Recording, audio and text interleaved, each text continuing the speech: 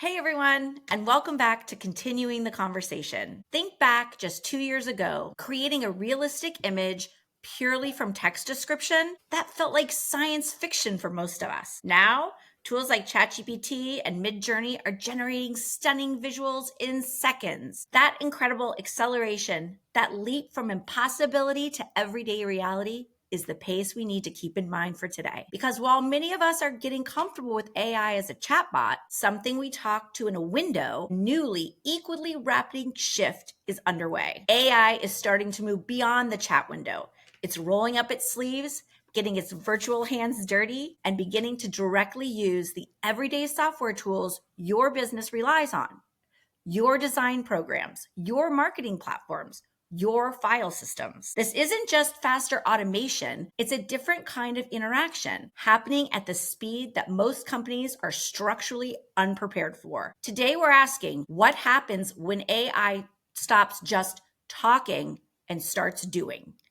And is your business ready for the consequences? To help us navigate this potentially chaotic new landscape, I'm thrilled to welcome back Rob, the CEO of CharmIQ.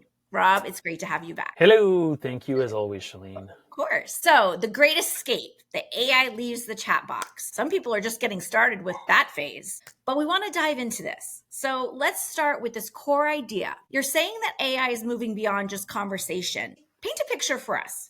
What does it mean for AI to get its hands dirty? How is this fundamentally different from the AI people are interacting with today? And what and why is the speed of this change so critical? I know that's a lot of questions in one, so take it from the top. Absolutely.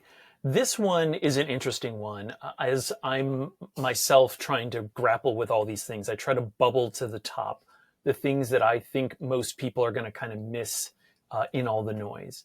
So what's interesting about this one is everyone hopefully by now has heard of ChatGPT, hopefully has heard of co-pilots, whether that's in for your developers in your developer studio, or whether it's with Microsoft built into the Windows. We've all used Siri if we have an Apple product and so forth.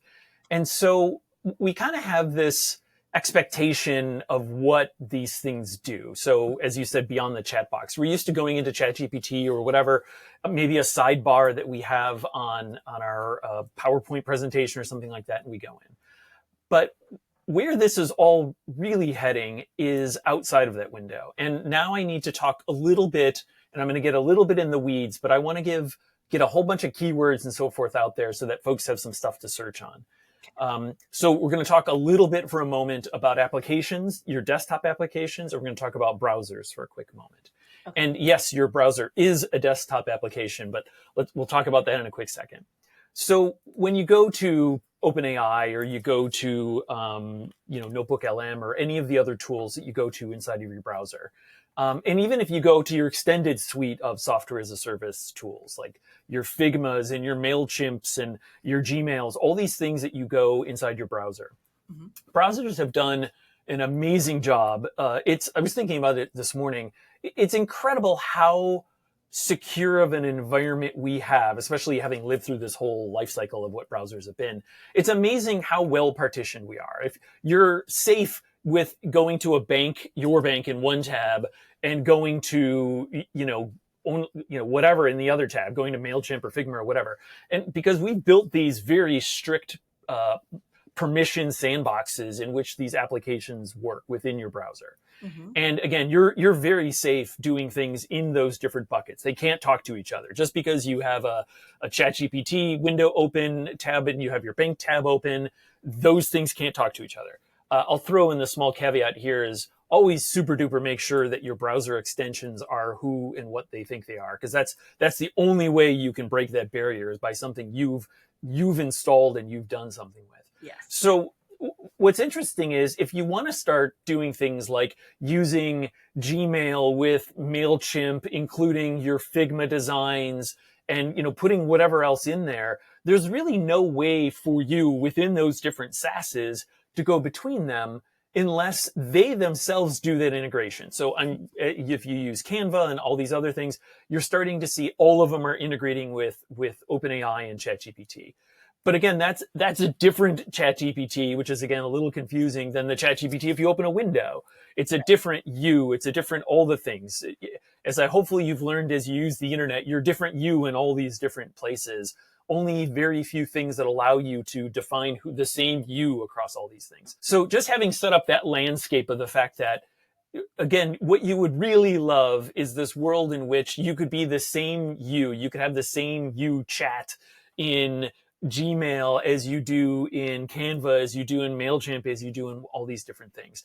But again, the browser is specifically designed to prevent that from happening. Right. So that's what a browser does for you, is it provides this wonderfully secure environment in which you can have those separate things. But now in a world where potentially you want to be able to cross all those different streams, we kind of have two different options. We can either wait for each of those vendors, the Canvas and the MailChimps and so forth, they do the integration for you, or you can take one more step back and you can have an application that you control that then talks to each one of those things from your desktop.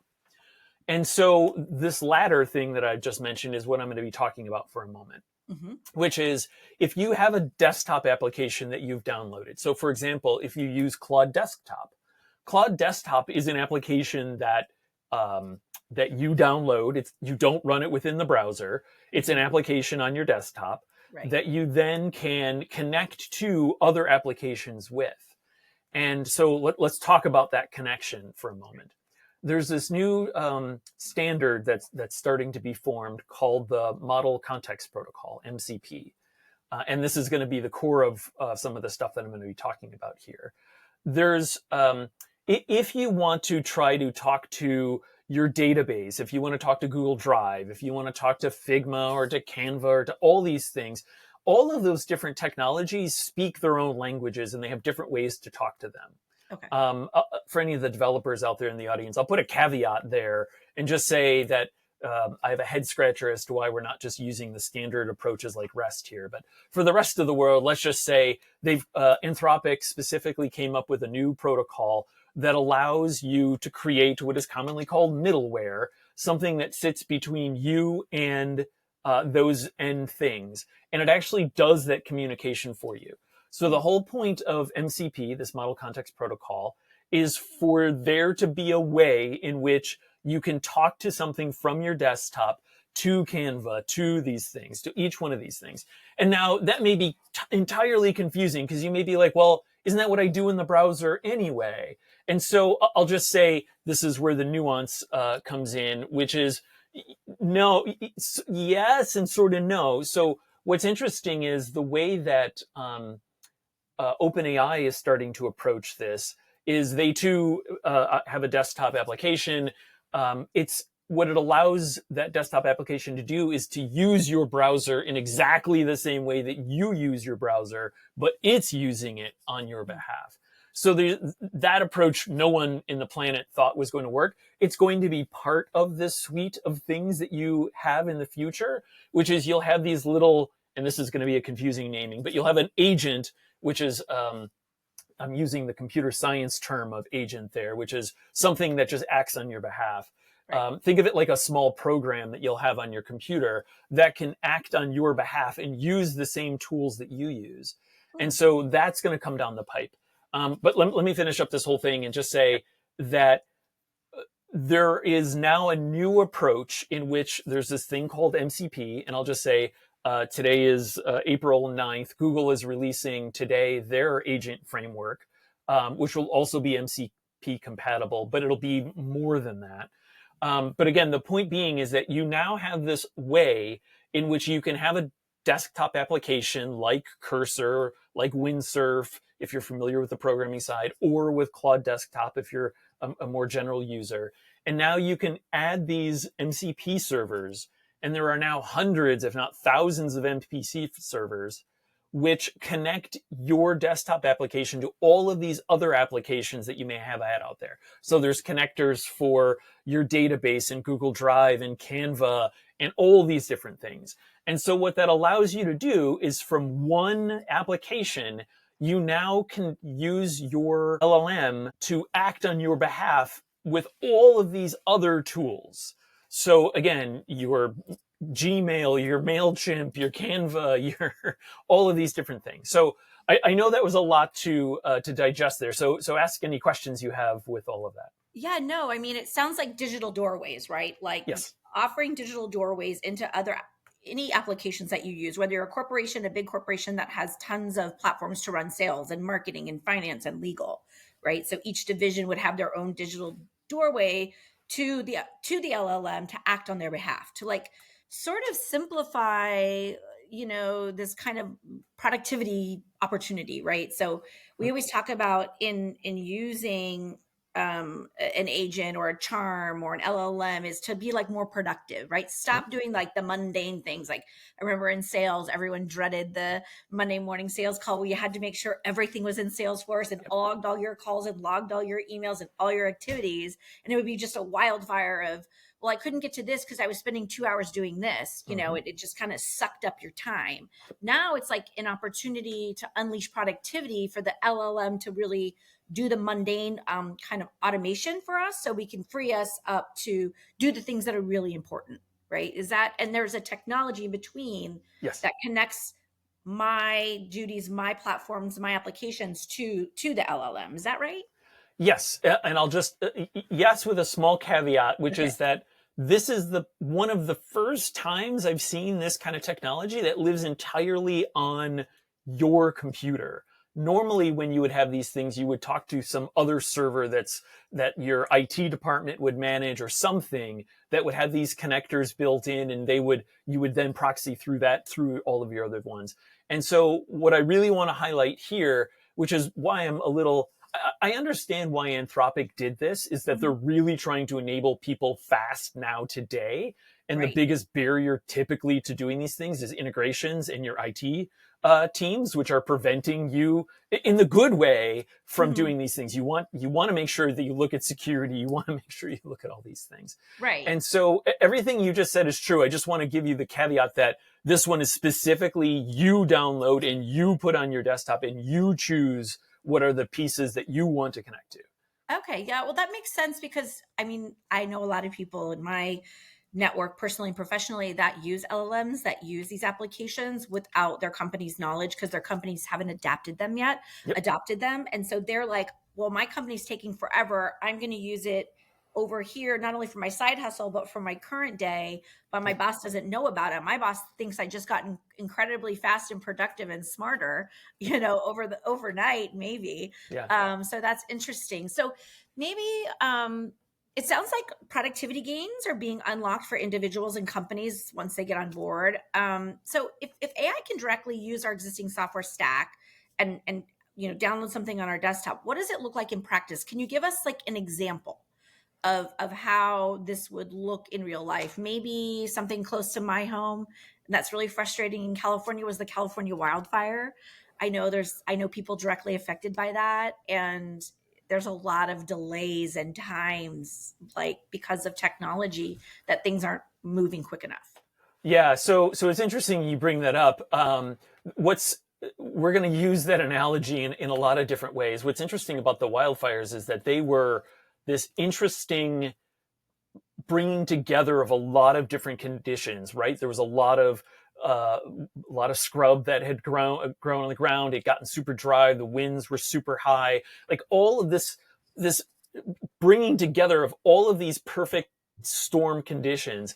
We Yeah. have the exact same thing going on right now in AI, which is a super interesting, which is literally why I brought up this topic for us to discuss today, Mhm. which again is normally, and I totally agree with you. A lot of people are trying these technologies because their company hasn't started and so forth.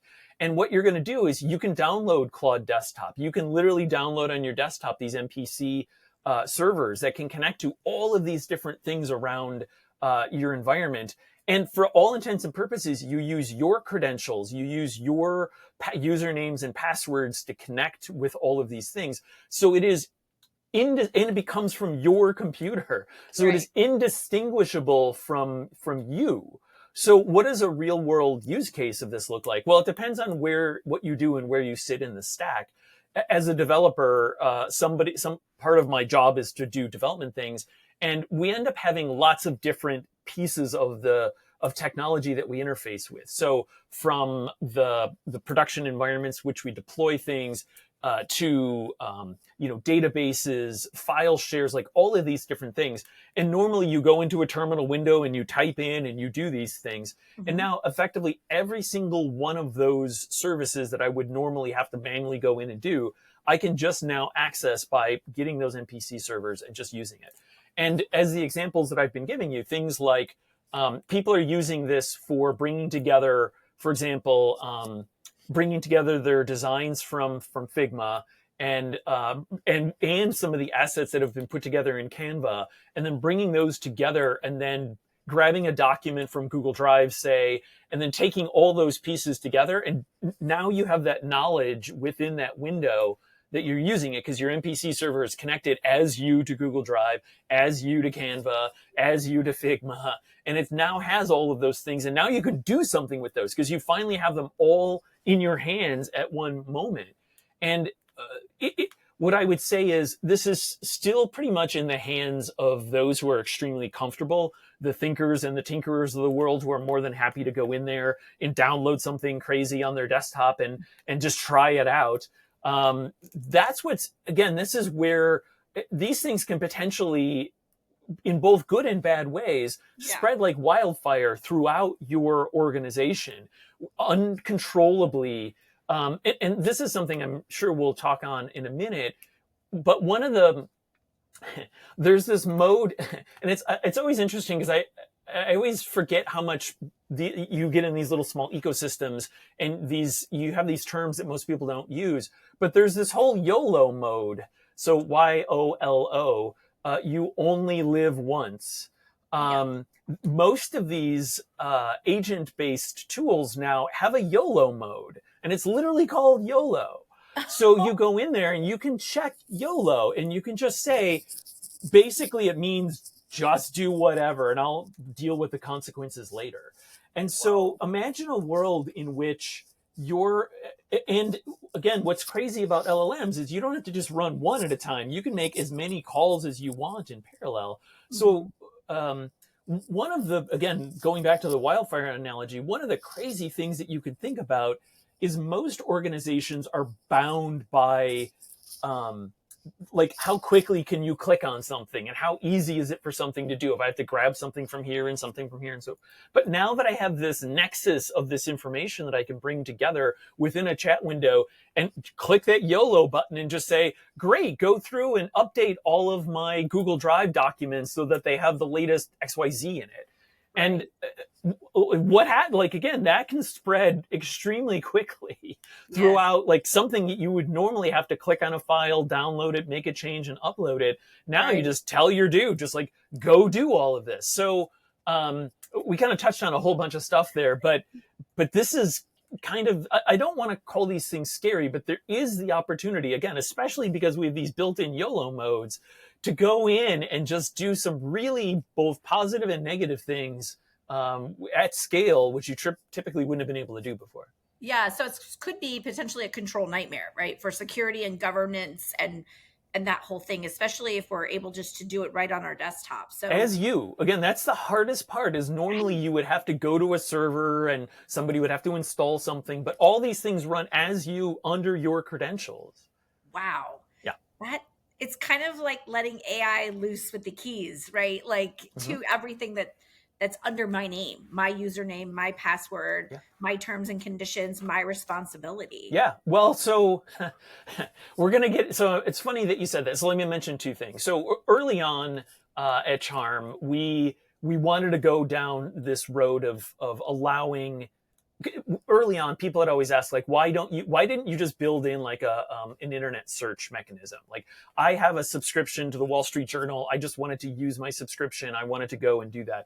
And what we realized very quickly was all of a sudden we would become a central repository for your authentication tokens. And I want to have nothing to do with that. If there are third parties that allow these tools and we leverage those tools, great. Like, I do not, as CharmIQ, I do not want to own or possess or have anything to do with your sets of permissions. Because you said a really interesting thing there, which is if you grant control of an LLM to your browser, for example, it can go and they've actually, this was one of the interesting problems that they were having is if you've seen those like cookie accept things and whatnot, Mhm. like it's gotten really good at knowing which of those buttons to click and what to do. So it can go through and accept terms and conditions on your behalf that you've never seen. Like if you're going to your site and it has your credentials, it's going there. And if a pop-up shows up that says like, do you wish to blah, blah, blah? And it's just like, yes. And it keeps going.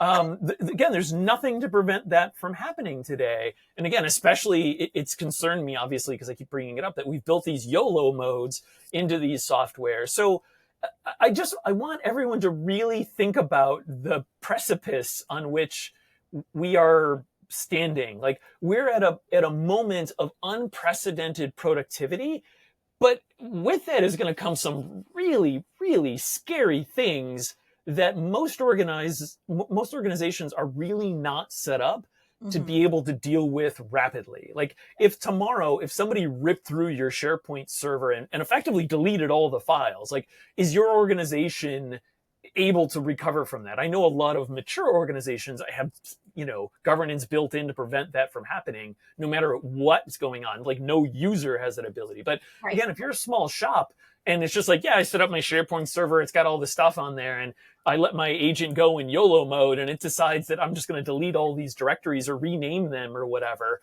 Like that's it. Like, and again, that happens at scale. Like you used to be worried about how quickly somebody could click a button, but now it's just like whatever.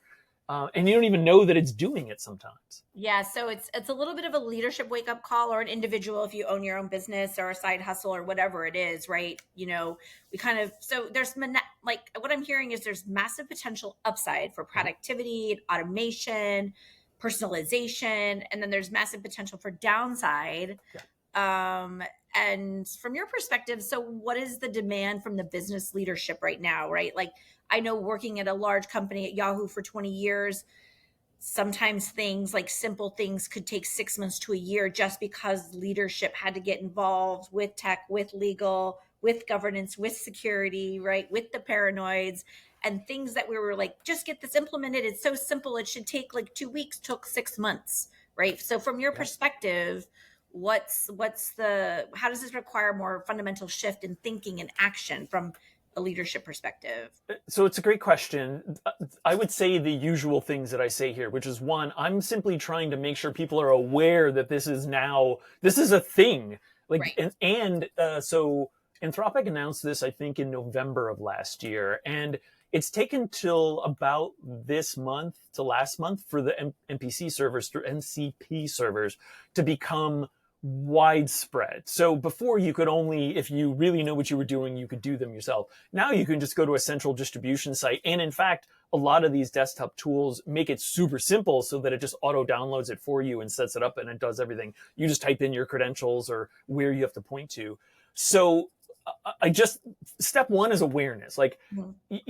if your IT department is not already starting to think about the policies that you should be, and skip policies. Let's just talk about the big people. Everyone put on their big boy shorts and like let's start to have conversations with our employees. You don't want somebody hiding in the corner that's doing this under the covers because they're more efficient, and it may be great for them, but and as much as I hate to say it, but like these controls make sense sometimes. You're trying to prevent large scale disruption of your work environment and things like that. So, again, have your discussions with people. The same thing we tell our children, which is like, hey, sometimes bad things going to happen. Like, come talk to me when that happens. Like, leave that open door to that discussion that they don't go hide when that happens, or even worse, have their LLM try to fix whatever it was that they Oh, just broke. right.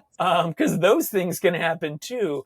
So again, first is just education. Like, just be aware that this used to be, as you said in your introduction, 2 years ago, if I type in a text prompt and an image popped out, you'd been like, this is magic. And now we're at the point where people from their desktop literally have access as themselves to every piece of information you have in your infrastructure, can do it at scale, and this can either be used for good or for bad. Right. So my statement to to leaders and everything else is like, this is here. And again, as I mentioned earlier, it's normally you would have control in your environment. Your IT would have control, but because these things are installable on your desktop, because people have, bring your own hardware to most environments and so forth, you don't know what's coming in the door. So again, I wish I had some great advice to offer here, but again, it's the standard stuff, which is just be aware, start to have those discussions with your staff, start to think about what it means within your organization, create a test example where you embrace this technology. So people, whenever you start to embrace things, people typically will come out of the woodwork and will start to say like, yeah, I did this myself and so forth. So like, make it okay. And again, if something bad happens, like let's learn from these things, because we're going to start to see stuff in the news about goodness knows what company lost how much whatever because these things came in the front door. But again, on the flip side, think about the productivity that you can potentially gain from all these technologies. Right. I agree. I don't, some of these things are so exciting and we need to embrace them. And some of them can potentially be scary for big organizations or your small business. But my encouragement and my thought is like, at least get started with the chatbots, get started with the safe stuff, with the agents. I mean, just that in and of itself is a productivity. Yeah. Like it is productivity magic. There's a human element in it, right? We're not just letting them go off on their own. They're still prompted by us. We still interact with them like we would a team, like we would a coworker, like we would a mentor, right? That human interaction. And that's the part of this that I love, is that the human is still so important in the process. It's so important in the collaboration. Often people say to me, gosh, Shalene, aren't you scared that what you provide businesses or your company or your boss going to be irrelevant? You can be replaced by a machine. And I said, no, the machine can never replace me. I think I'm still such an important piece of it. The machine only makes me better. So I don't see myself in the near future, handing the keys over completely to kind of replace me. I'm always going to be there guiding it and double checking. But I am excited about the future of beyond the chat box, and with some proper controls and security checks of the machines helping us automate some of the mundane things and getting our work done faster. Yeah, there's if there's one more thing I can toss in here, it triggered my thinking as you said that.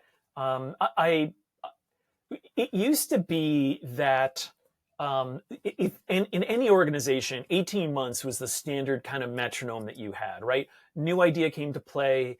Whether you do a formal process like an RFP or an RFI or an RFQ or whatever, by the time you choose your vendors and vet your technology and get it in place and train everyone, 18 months is the standard answer for that, in whether you're big or small, no matter what. It's still, maybe you can have that if you're a tiny organization with 2 people, but it still takes time to go through a new technology, learn it and apply it and do these things.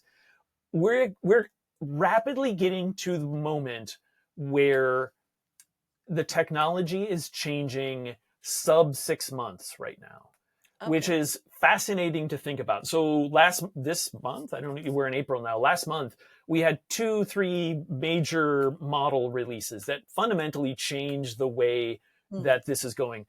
Gemini and then OpenAI fundamentally changed how we prompt images. You can drop an image, you can talk about that image, you can have it manipulate it, you can have it add it and so forth. We were always in this world before of text to image, or if you had an image, you would have to describe it and it would come back. But now you can literally take an existing image and say, like, remove that surfing saves from the background. You could do that in an image. Like that just happened. Like that fundamentally changed image workflow and everything else. This, again, as I mentioned, this MCP stuff and whatnot came out in November, and here it is already like widespread. So like we're in that kind of 6-monthy kind of window. So the world fundamentally changed with this technology. So I just bring that up because, again, most organizations are so used to operating on this 18-month cycle.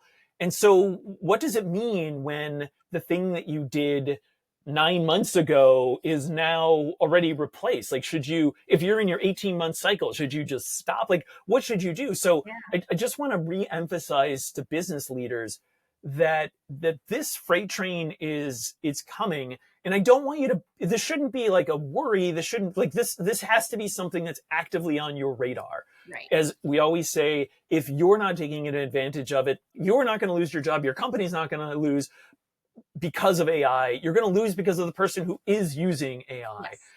And that is even more so now. And again, I get back to my adaptability score. Like, are you starting to do things with your organization that is your adaptability moving faster? Your AQ, is your adaptability quotient getting higher with every week? Because again, I'm talking to you about MCP today. Google just released their agent-to-agent framework. You're going to see another game-changing one of these things within the next 6 months, and it's going to be another bucket of these things. I could throw out some theories as to what I think, but again, I just want to emphasize how fast this is moving, how much you need to think about it, how much everything is changing. So again, adaptability is really what you need to be looking at. Yeah, I agree with you. I think that for leaders, it's need to move beyond observation, right? And start actively grappling with the implications now, right? Like don't just keep sitting back and reading and getting updates, right? It's like start now, like put it into motion. Whether I mean, if you're using Microsoft, you have some AI capabilities in your desktop and your platforms, and your employees are using them. But from the risks and the lack of being prepared, most businesses are, probably equally significant. It's like, get started now. This reminder.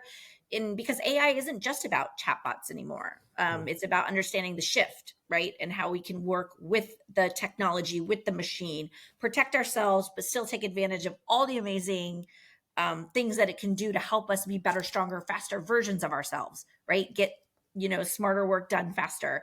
So as always, Rob, this has been amazing and a lot to think about, a lot to digest. For everyone listening or watching today, we would love to hear comments, feedback, thoughts for Rob, and anything potentially you want us to do a deeper dive into, or any feedback you have from us. Of course, as always, we'll include our links to Charm IQ and our previous discussions. We'd love to hear from you. So please comment, like, share, subscribe. And we look forward to doing this again in the next couple of days. So thanks, Rob. Thank you, everybody. Bye.